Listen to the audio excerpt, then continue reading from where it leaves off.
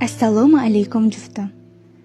Bugun bizning hayotimizdagi eng go'zal kunlardan biri to'yimiz bo'lgan kun.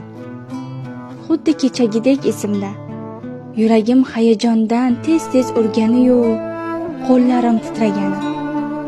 O'sha kuni men siz bilan yangi hayotga ilk marta qadam qo'yganman.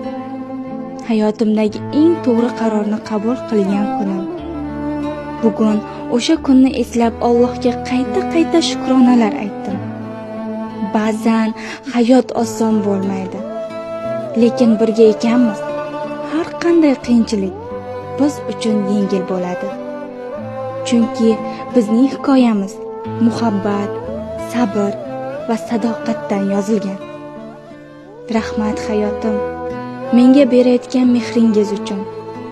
Sizni tanlab adashmaganimni har nafasimda his qildirib